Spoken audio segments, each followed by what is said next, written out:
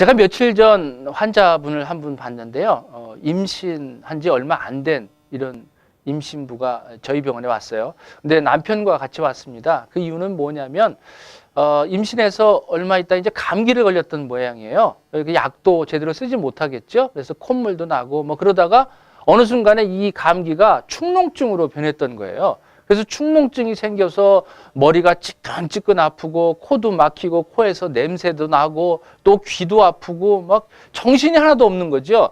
그래서 이런 경우에 병원에 갔는데 병원에 갔으니 뭐 특별한 방법이 있겠습니까? 아이는 임신해 있는데 항생제를 써야 되는데 또 농이 생긴 거 이것들을 불순물들을 제거시켜야 되는데 그걸 어떻게 해줄 수밖에 없으니까 코에다가 조금 이렇게 점막에다가 또 생리식염수 같은 것들을 해주고 일시적으로 이렇게 치료해 주지만 그것이 근본적인 치료가 되지 않으니까 자꾸 통증이 생겨서 잠을 못 자겠다는 거죠. 그 옆에 오신 남편분 같은 경우도 아내가 그렇게 불편해하고 또 약들 쓸 수 없고 그러니까 상당히 고민스럽고 또 어디 출장을 가야 되는데 이걸 아내를 두고 갈까 이렇게 아주 너무너무 걱정하는 마음으로 오신 부부가 있었습니다.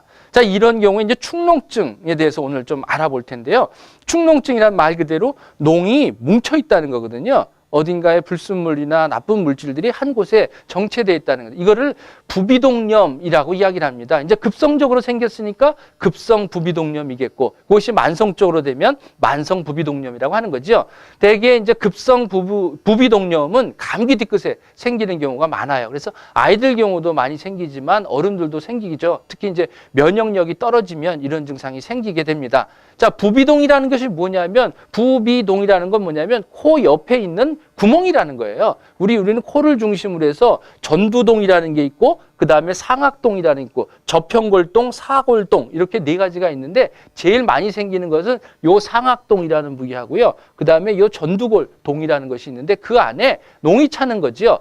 가래 같은 것들이 감기 때문에 생긴 것이 그게 그 구멍으로 들어가 있어서 정체되어 있다 배출이 안 되니까 농이 생기는 거거든요. 고름이 생긴다는 거죠. 그래서 코를 배출하는데도 문제가 생기고 코가 멍멍하고 콧물이 나긴 나는데 그것이 말라서 그 안에 정체되어 있으니까 여기에 뭐가 달린 듯한 느낌이 들고 또 통증도 생기고 또 여러 가지 머리에 두통도 생기고 또 귀에도 통증이 생기고 또 눈에도 자꾸 빠지듯하게 통증이 생기는데 아주 욱신욱신하게 통증이 생기게 됩니다. 그래서 어지러움도 생기게 되죠.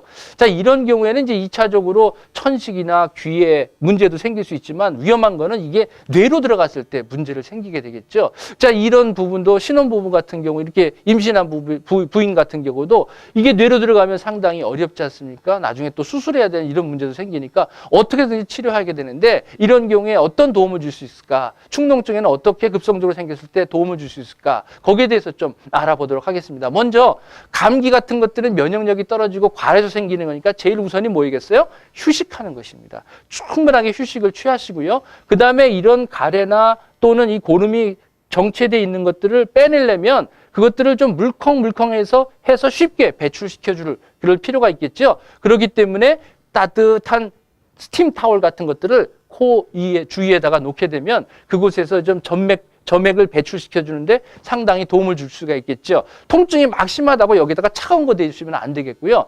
뜨뜻한 스팀 타월 같은 것들을 해서 스포가 되게끔 해서 이 나쁜 것들을 잘 배출시켜 주게 해주는 게 좋겠고요. 또한 음식들 가운데서는 물이라든지 그 다음에 주스 같은 것들을 수분 섭취를 잘 해주시면 도움이 되겠고요. 또 하나 또 쓰지 말아야 될 것은 무엇이냐면 커피 같은 거는 좋지 않고요. 잘못하면 이게 탈수 현상도 생길 수 있고요. 또 담배, 냄새 좋지 않습니다. 그래서 축농증이 있는 사람들은 실제적으로 자기가 담배를 피지 않더라도 주변에 있는 사람이 담배를 피게 되면 2차적으로 문제를 생길 수 있으니까 절대적으로 그 주변에 있는 분들은 금연을 하셔야 그 축농증 환자에 도움이 될 수가 있습니다.